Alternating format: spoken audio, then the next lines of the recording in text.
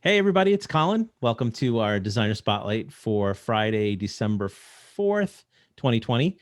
I don't know if you're seeing three screens right now, the three of us on the same screen. So if you could just type a comment in the comments and let me know. We're trying something a little bit different. But today we have, oh, that's interesting. It's my preview. Okay, so I think it's just me. Anyway, so actually first I'm gonna say hi to Karen. Hey, Karen. Hi, how you doing, Colin? I'm doing well. We actually just had our first design advisory council meeting with 2020. So we actually just virtually flew up to Montreal That was very exciting. and then virtually flew back. So what did you think? What did you think of the meeting in general? Just the folks and yeah, it was a really good meeting. I had trouble getting in, as you know, to the meeting, but I finally got there. It's very interesting what they're launching. So I think it's going to be a big advancement for 2020. Yeah. If we have a little bit of time after our little soiree with Merri here, we'll kind of go into a little bit what they showed us going on. So with us today is Meredith Weiss. She is affectionately known to her friends as Merri. And she is a good friend of mine. I was so glad we got to meet at KBIS because otherwise, who knows when we'd meet in person. Yes. So we got to have lunch at KBIS. Really glad we got to do that. And she's just a fantastic designer. She's out of Long Island. And I'm going to just kind of turn it over to her in a second. But first, I want to do something that... Let's see if I can get this fairly easily and quickly. Probably not, because I do this off the cuff, as most of you know. And well, I think I heard that Merri was a big TikTok star.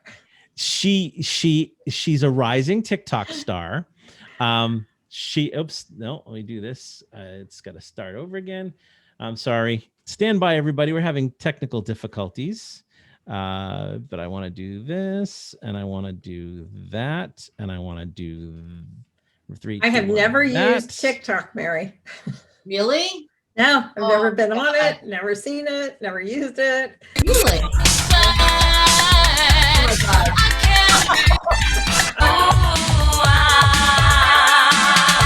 Love the Lisa.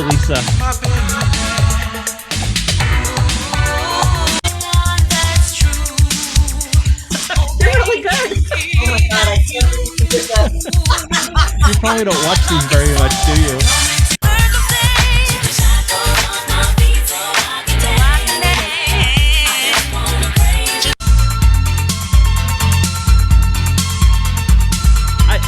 I would literally fall and break a hip if I tried even getting up on skates. I've never been able to skate. All right, I think people get it. So I just looks like so much fun.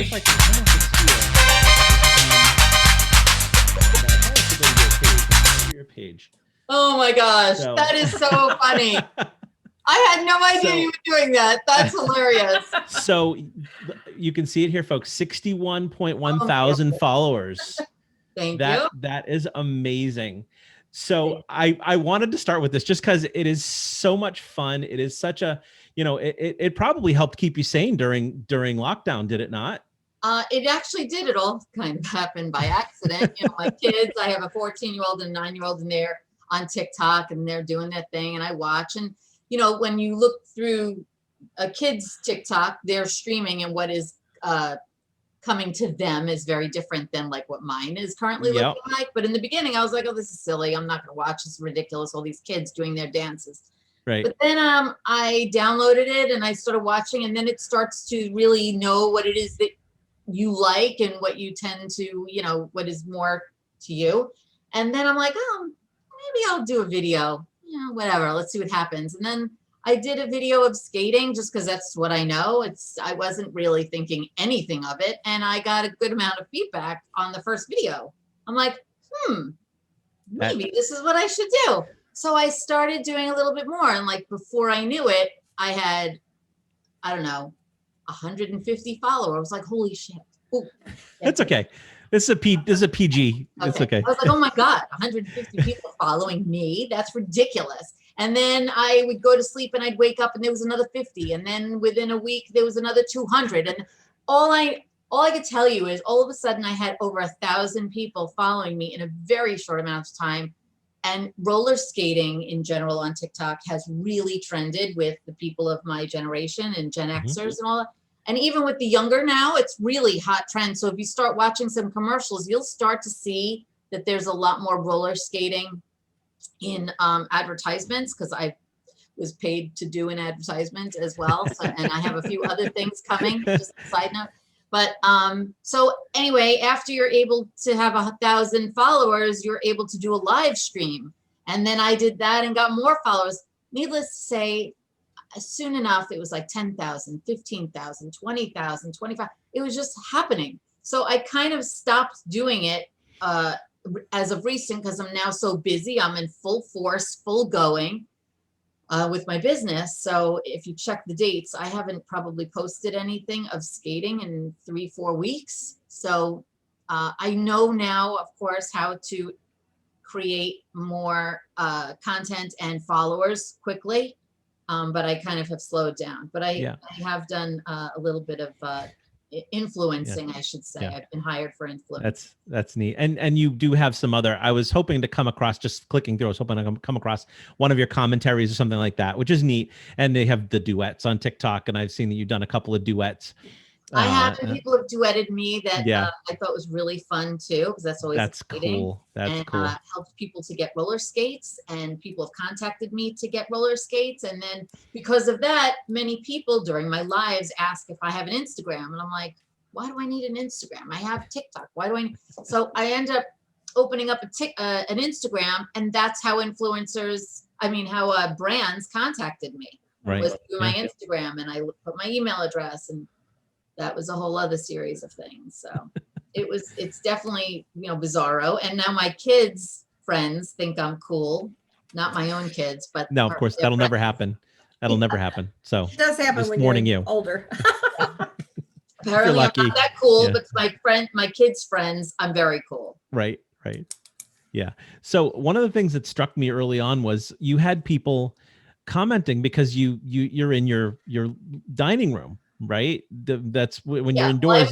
I have an open floor plan, so it's right. So so you're seeing, but people are seeing or commenting on your design and who does your designing and that was actually an interesting twist on it too. It was the fact that people would be like, your skating's cool and all, but hold up.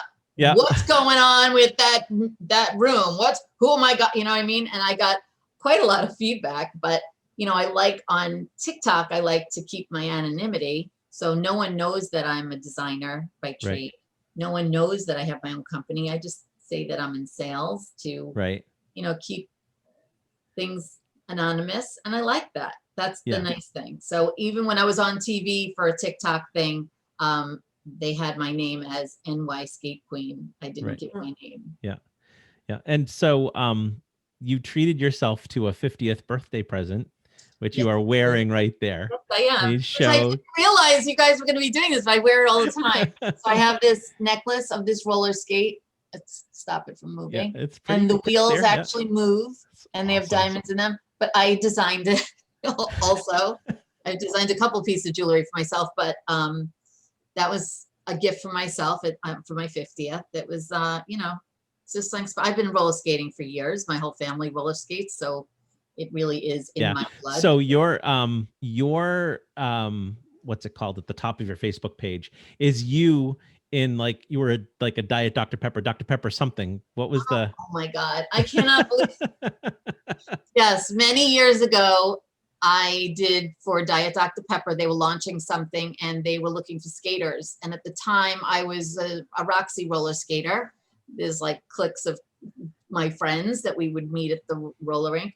And they, what do you call it? They had, what do they call that when you, auditions. Auditions, So I had gotten the gig and we had to go downtown. We were in the Village, and that was one of the gigs that we had to skate around, old fashioned thing with the tray on your hands and skate around and then give out free soda. And it was like a movie night in the city in the summer.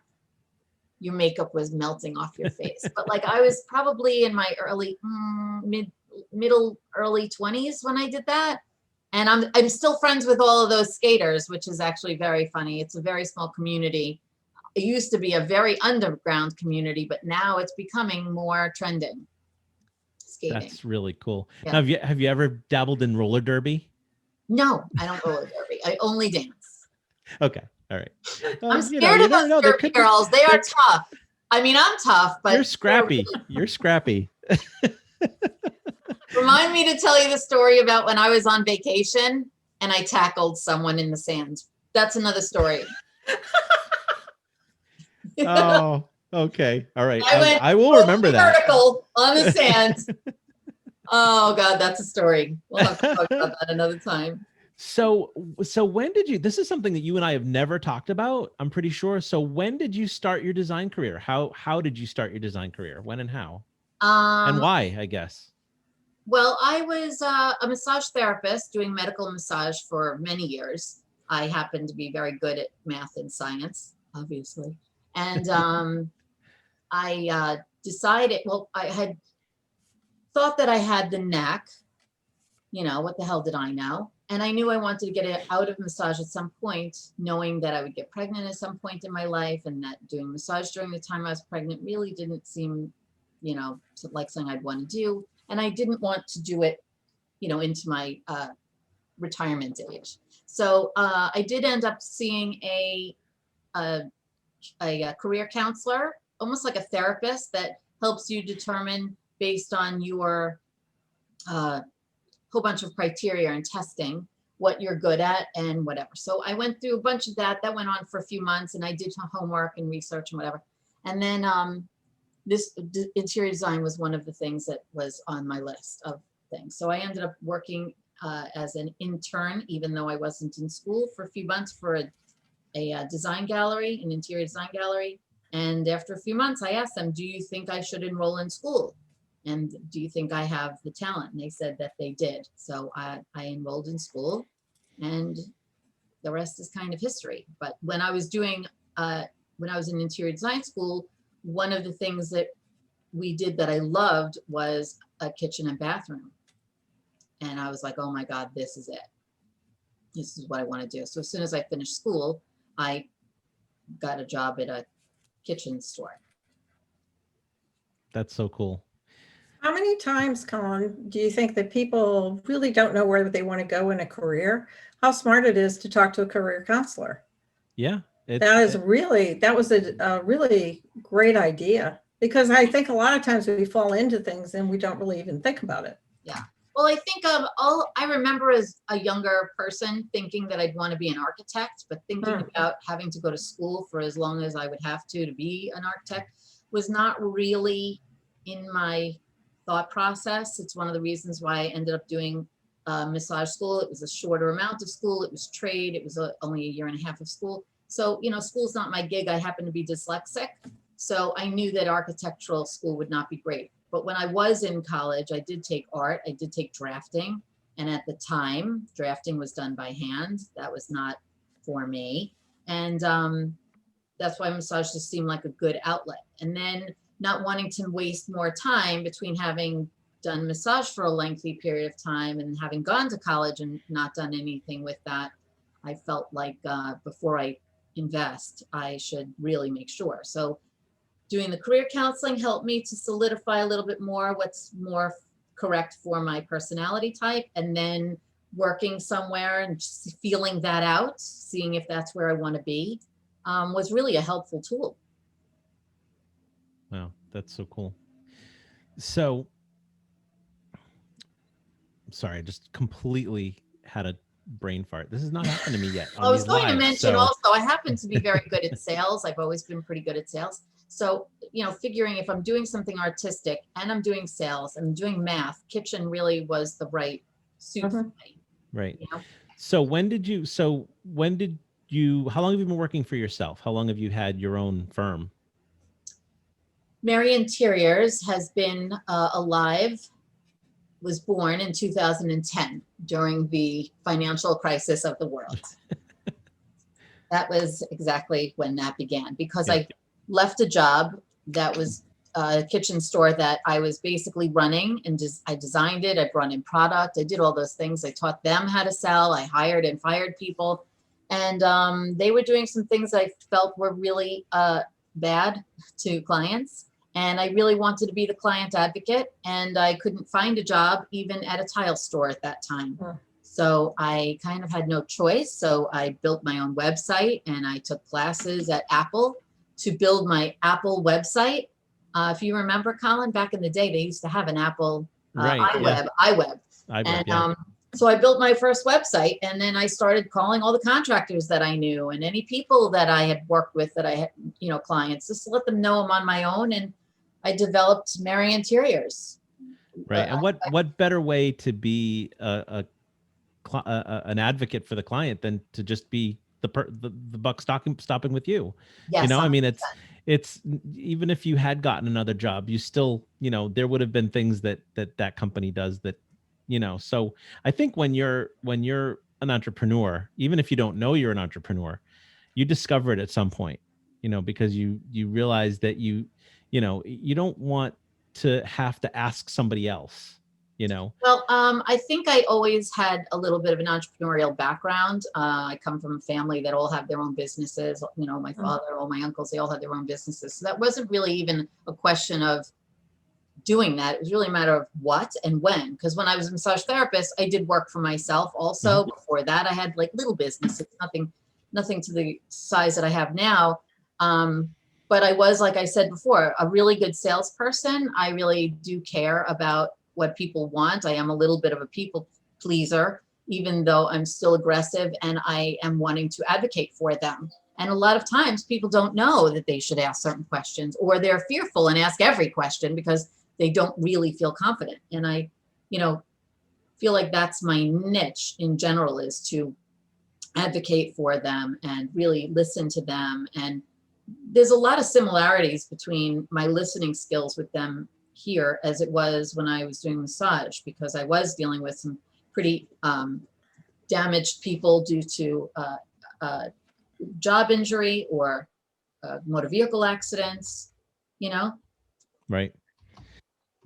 And I think, sales is, as Karen and I talk about this all the time, sales is probably the most valuable skill you can possess. And it doesn't matter what you're selling. If you can sell, then you can put food on the table.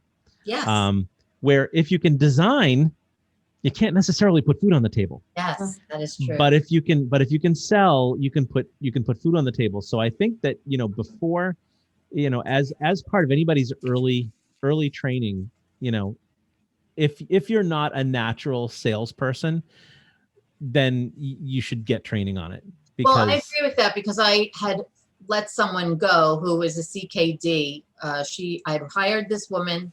Her job, she was a beautiful designer. I would say by far more talented than myself.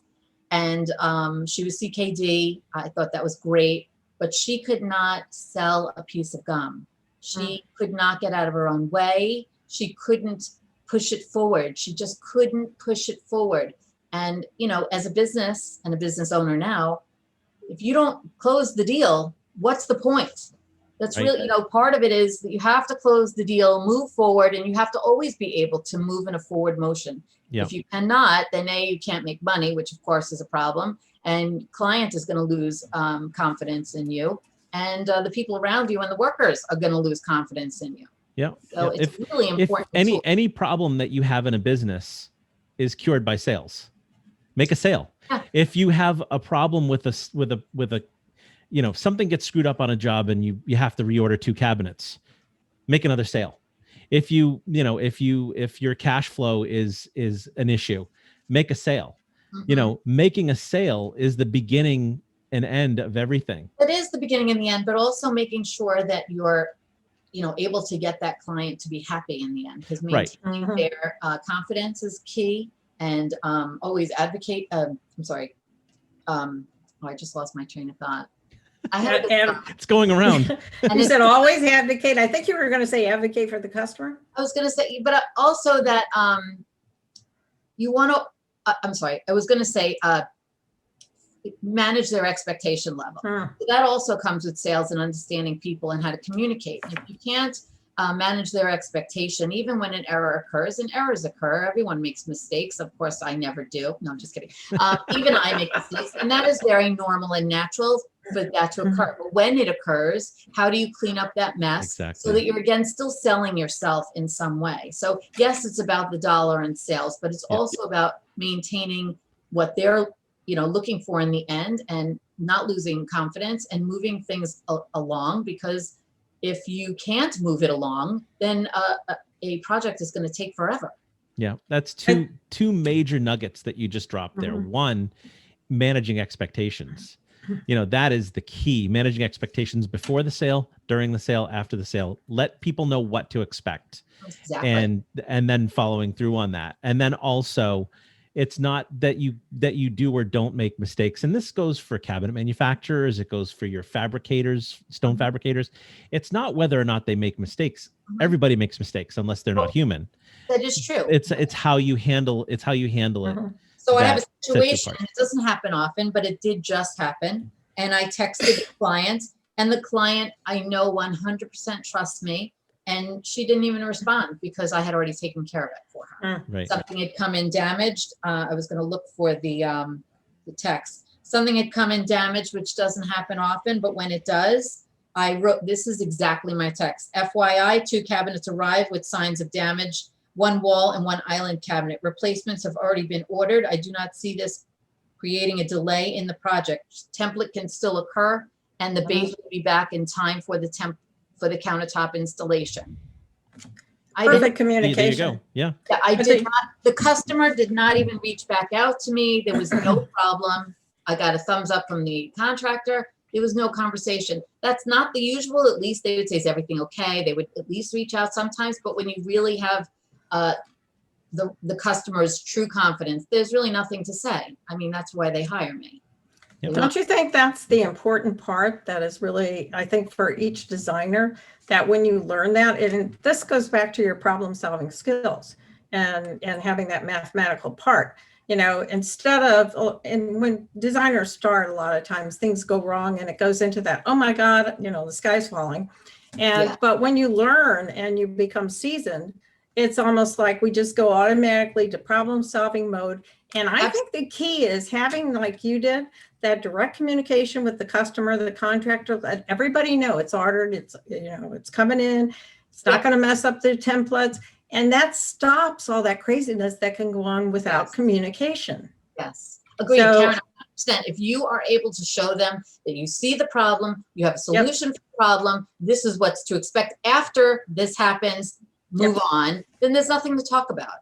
I mean, of course, we all have customers that get a little crazy with a lot of things, but the bottom line is to always make sure that you're maintaining their expectations, you're keeping to your professional level and following through.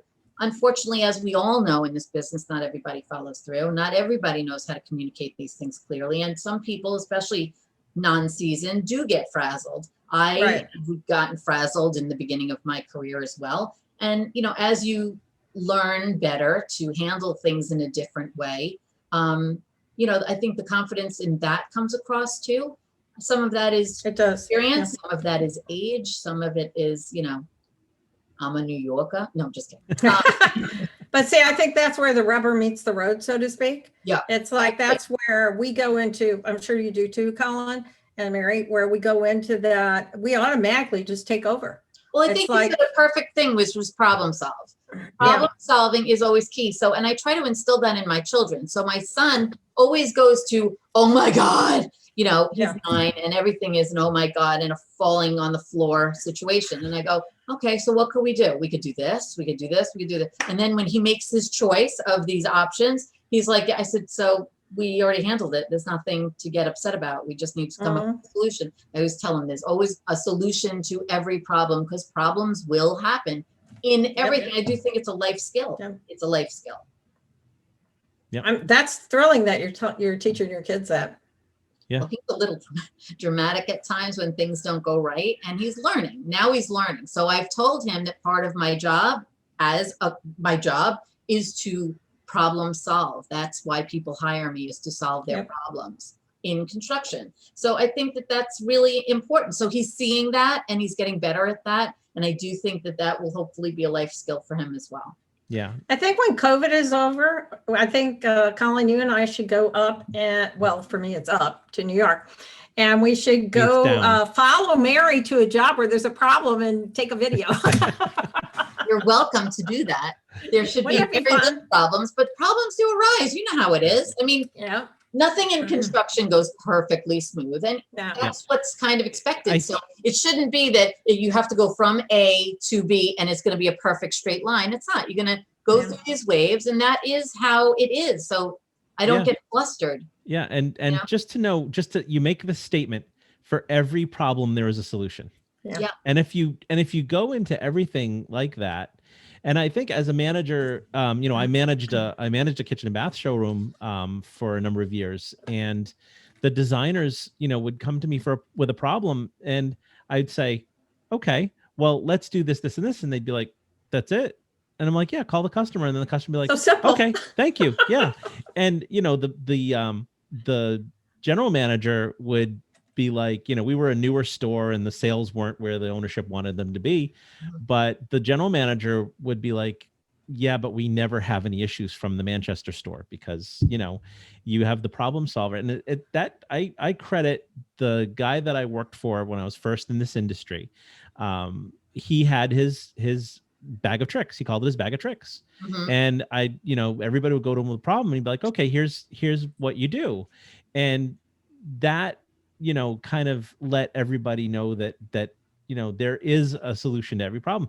I mean, God forbid it's reordering the whole kitchen as the solution to a problem. That's very rarely, but guess what? That is the solution to a problem. And if you gotta do it, you gotta do it. But by the way, go make more sales. If you're the only person, then you gotta, okay, that's fine. I have an $11,000 oops that I have to cover.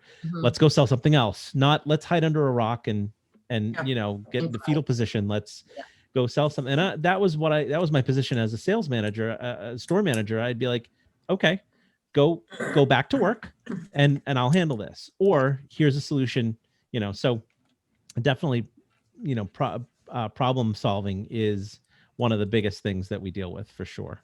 And don't you think that's how you get the referrals from customers?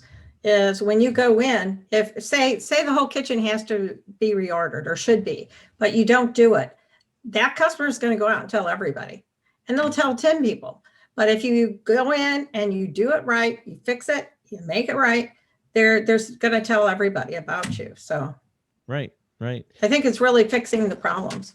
Well, I think that there are times where I've been noticing that there are a lot of very young designers that are kitchen people going out on their own and not having some of those tools of problem solving because they haven't had enough experience could really hurt them in the end. I do think it's a very important thing to be working for someone to learn these things, because you are talking about a lot of money when you're talking about a kitchen renovation. Right. It's the most money most people will spend on their home besides purchasing their home. And that needs to be taken really seriously. And when they are making it as though, oh, we'll just figure it out or fake it till you make it, that's not really a great approach, in my opinion, for this particular field, because you are talking about a lot of money. And when you do make a mistake, it can be very expensive. So that is some of my fear that I see in some of these less qualified designers going on their own and thinking that they can just go ahead and do what they want, however they want, as long as they make the sale. Sure. That's a little scary, as scary. a seasoned person. And as a salesperson, so the home centers, the big box stores, you can get away with a few mistakes that cost the store money, and it doesn't cost you anything out of pocket. Right. The medium-sized companies that employ designers that you might be like a salary plus commission. This is how this company I'm talking about was, they're fairly generous usually, and all they'll do is make your margin on the sale go down, which typically impacts your commission. They're not going to make you pay $800 for a mistake, but that $800 is going to go towards your margin on the whole project, and that will lower your commission a bit. That's the time to make those mistakes. Well, for sure. When it's coming out of your own pocket because you're on your own, and you're only making a small amount because you purchased cabinets from a cabinet store, that's a big mistake. That's a really big mistake. Right. And that, there are a lot of conversations about being a dealer versus a designer going into another designer's showroom and, splitting the profit somehow. That doesn't stop them from making the mistakes. So that's right. If you're going to make your own mistakes, you got to make your own mistakes with full margin so that at least you have that cushion. That buffer. Mm-hmm. Yeah. Agreed. But I think they're rushing to be on their own. They want to say they're on their own so they could have their own business card or whatever the case may be. I think that's really ego driven instead of being driven correctly to the client, because if you don't have a client referring you, you're not going to have a following in the end. Right. Because I don't advertise anymore.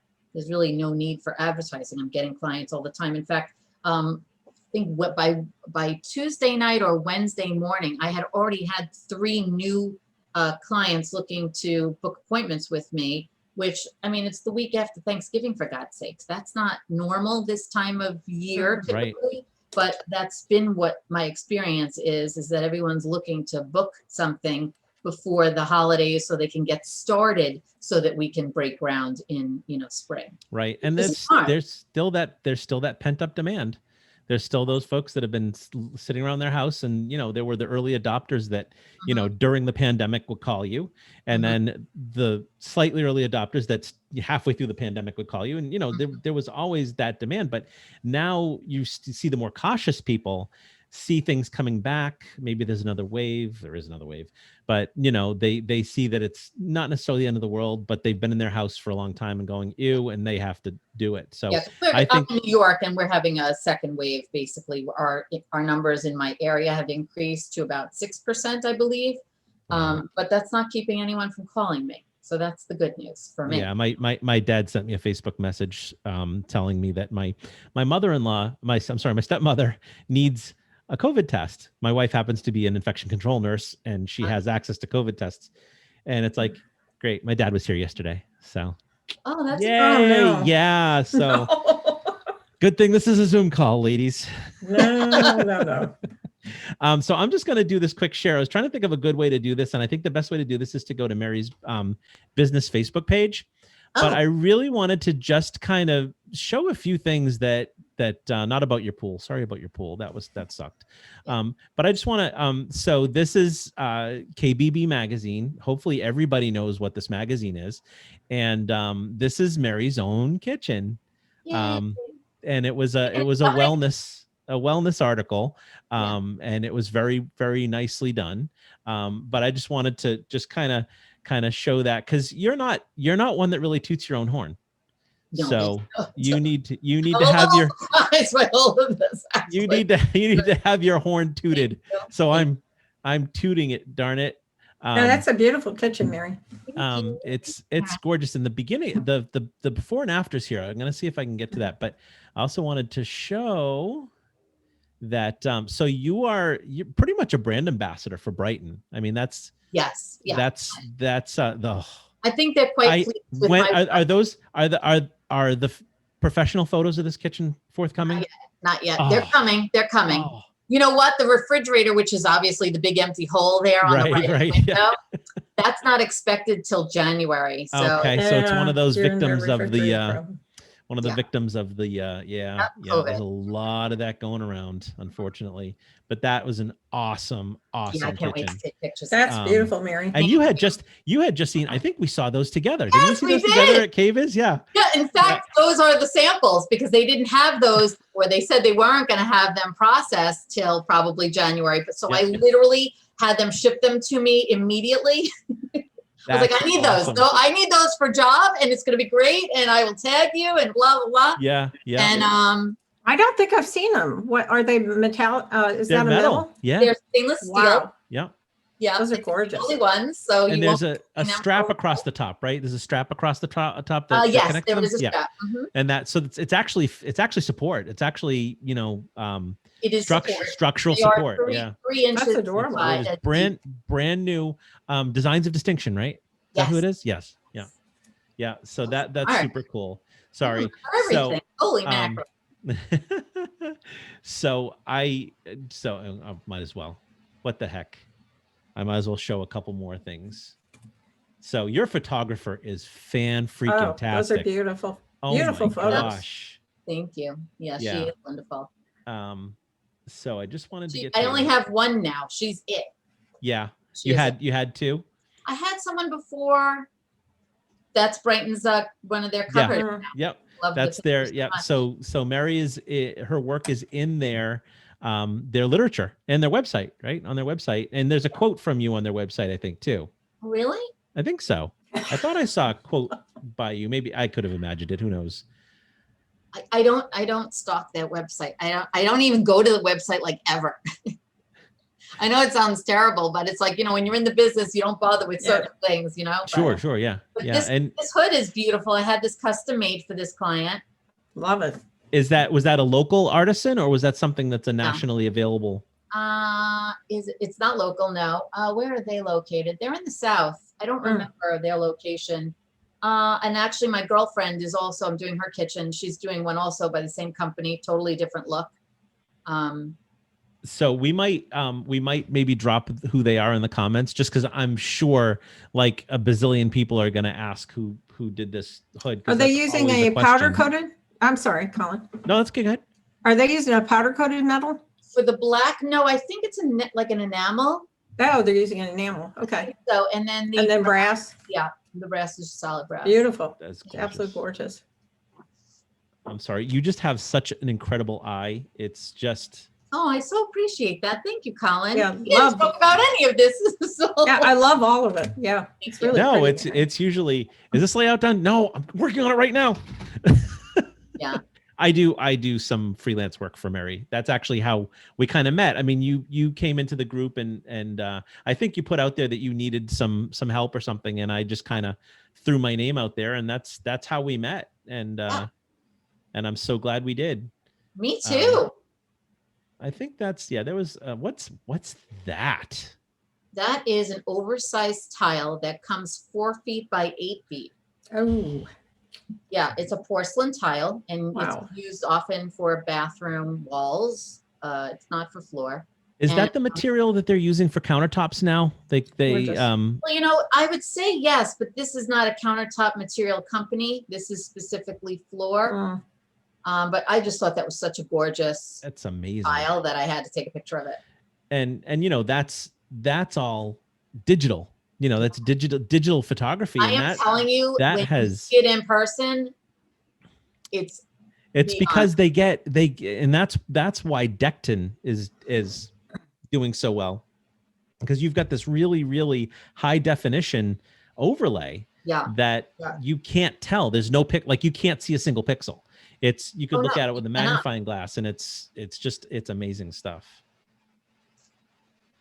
I thought there was one more thing. There we go. Isn't it? All right, so I'll do so this is the before. Yup. Which in its time was awesome, was beautiful, and I love the space. I love the height of the space. It is so friggin' cool. Thank you. But then I did make that one window taller in order for it to look better in my kitchen. That was really the only major change structurally was I changed out that window. Yeah, you really transformed it. Yeah, and this floor, I don't know how well it's translating, but this floor it's just awesome. The floor is actually, I think it's an 18 by 18 linen look black, and then it actually has a solid brass inlay, and it's a heated electric mat. Wow. And I'm obsessed with your stools and chairs, your dining set. It's awesome. Thank you. Anyway, I've told you that. I love mid-century modern. I get a lot of compliments on those chairs. I think they were like $150. That's reasonable. Yeah. So I think that was all I wanted to show. Oh, there's my living room. Oh yeah. Yep. And my skating rink. The next picture. Right? Yep. Yeah. My skate. An awesome space. Thank you. So, anyways. Now you work out of your house, Merri? Yes, I do. Okay. I think I've changed almost every single room in my house since I divorced. So the entry is new, my office is new, living room, dining room, kitchen is new, my bedroom is new. My daughter's room's been changed over, my son, my guest room, every single room in this laundry room been changed over. And how long have you lived there? I've been here almost 20 years. Okay. But I've been divorced or on my own now, without him here for about 6.5, almost 7 years, something like that. It's been working out. My office space it's really nice to be working from the house, and especially because of COVID now, everyone's trying to be working from home and all of that, but I already had myself set up that way, and I had already done Zoom calls before, although I did Skype. So I was already set up for that. So I don't feel as though it was terribly different for me with my clients, because I was still meeting them here, Yeah. Sorry, I'm looking over your head at the stuff on your shelf above the stove. So that was through Task Lighting.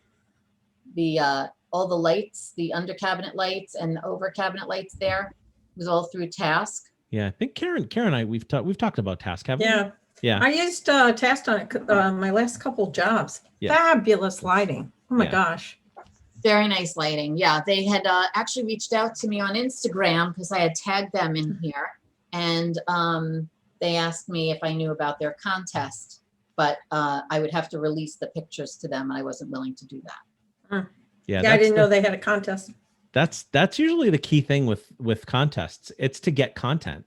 I know, but to really release my own pictures of my own kitchen. I know. But that's what a lot of people don't understand is that, contests, are for content.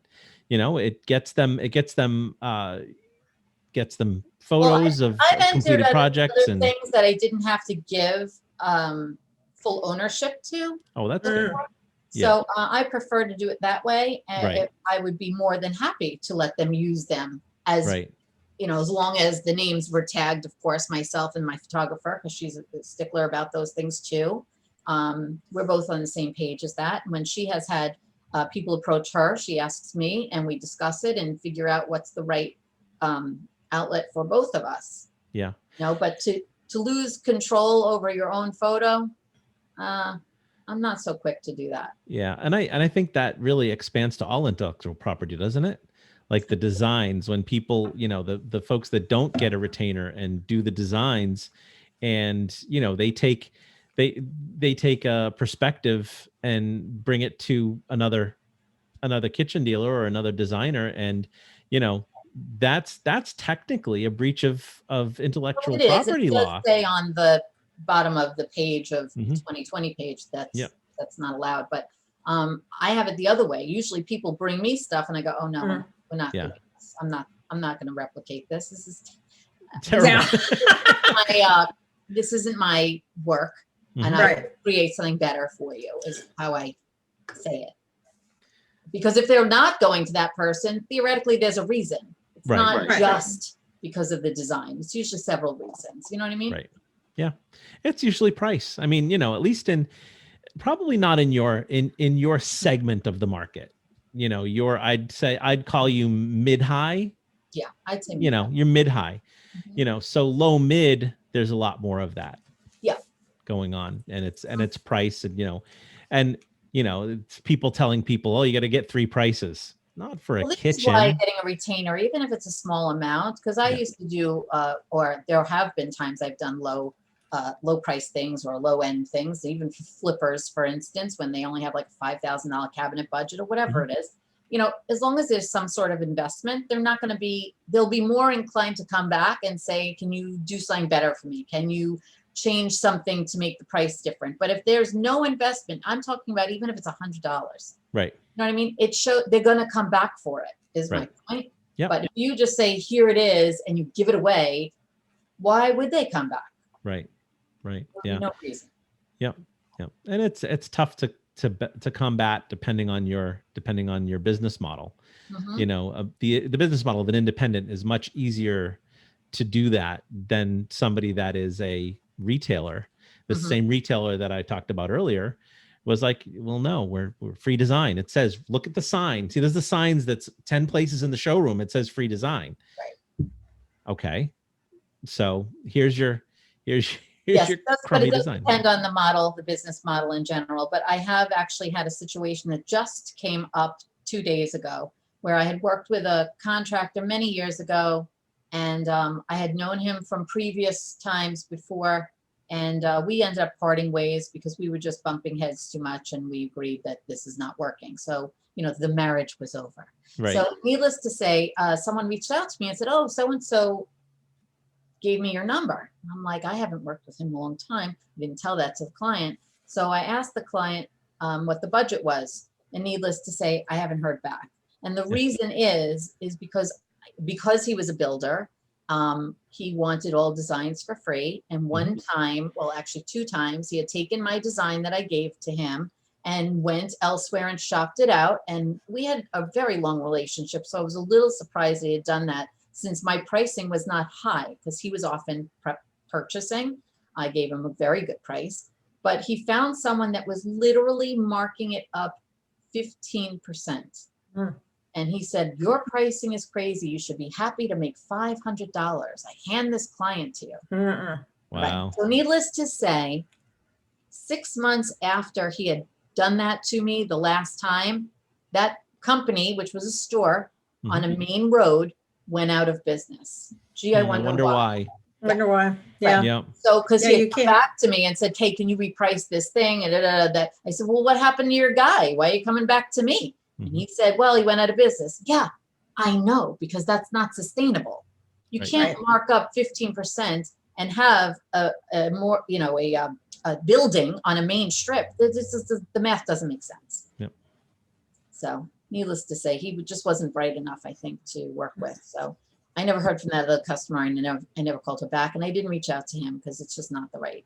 You do have to find your own people. Right. Don't you think that's finding your ideal important? customer, identifying your ideal customer. Yeah. That's another important thing to do early on, is you can't be all things to all people. Right. So in some industries, they call it your avatar. Find your avatar. Who's and give them a name, even if they're, it's a fake name, give them a demographic, give Love them that, calling it your avatar. I have my ideal client. I know who my ideal client is. Yeah. And yesterday I got a retainer from my ideal client. Yeah. Most of my clients are within that realm, but she was like the exact avatar. Right. Of ideal. The one that you wish you could clone. Yes. Yes. I it's have to say, I do love my clients. I have divorced a couple of clients too, or end up giving them back a retainer, thinking that it's just not going to work out. I see a problem far in advance. I'm just not going to go in any deeper. I give them back their retainer and I walk away. Yeah. Yeah. But don't you think that's experience? That you can see what's coming ahead. Oh, and it's almost, it's going to be a train wreck.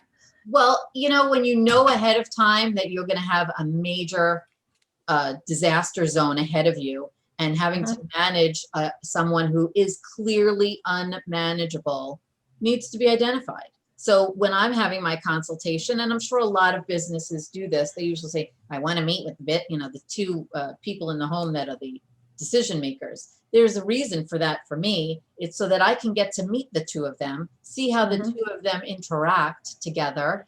And if you can't identify how they're going to get along, I also then can't identify them to the right contractor, because I only work with my own contractors. And I have many. So who am I going to put them up with to start dating? You know what I'm saying? So I and I tell them that. It's matchmaking. Yeah. It really is. Yeah. I know that you, like, the woman will sometimes say, well, I'm the one who makes the decision. It's going to be all. That's fine.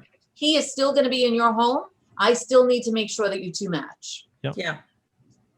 Yeah, because good point. There's the lot of passive aggressive out there. Oh no, go ahead, honey. You make all the decisions. That's fine. Oh, wait a second. I don't like that.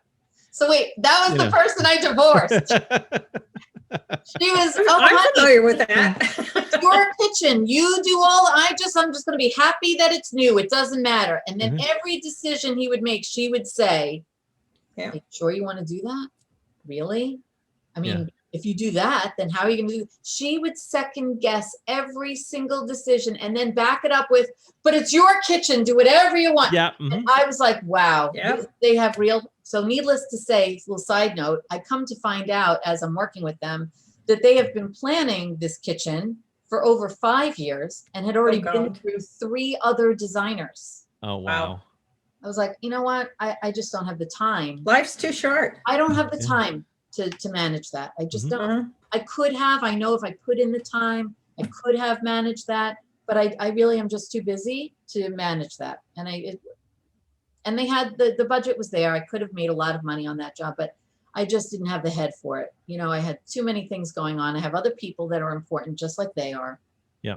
That's And another, another one to I'm for some reason I'm one for these adages, but just because you can doesn't mean you should. well, that's You really know? where it fell.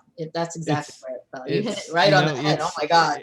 It's because it's I had a similar conversation with there's a showroom that I support part-time, and there was this guy who's a roofing and siding guy that wants to start selling kitchens.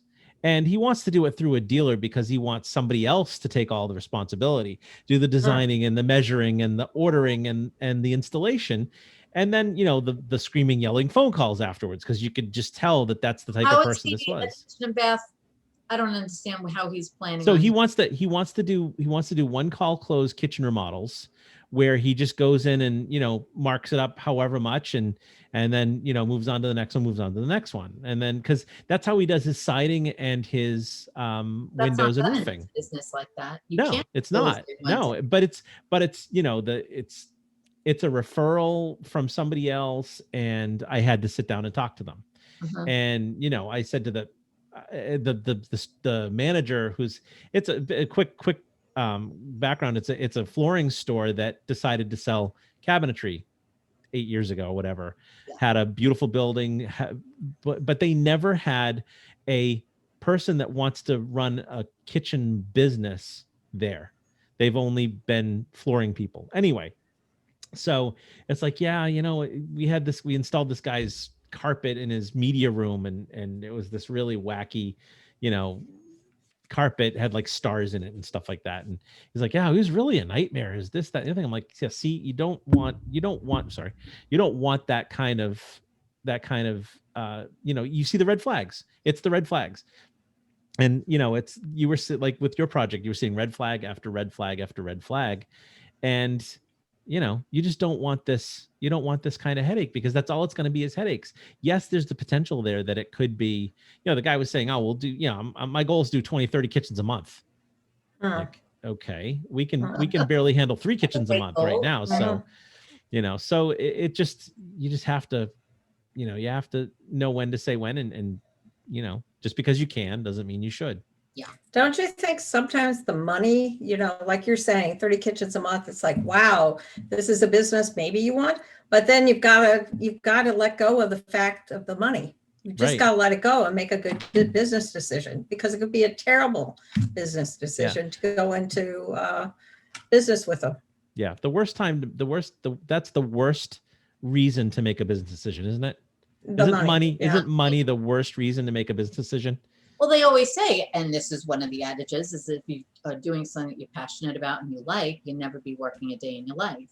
And, there's something to be said about that, because I don't dread going to work, and I do like doing what I do. And there's many facets to what we do. The design process is one part of the process. The sales part is another. And, the construction portion is another. The managing of the expectations is another. The ordering of a kitchen is another. There's a lot of different parts. So every day is a different day entirely, and some of those are all mixed together in the same day.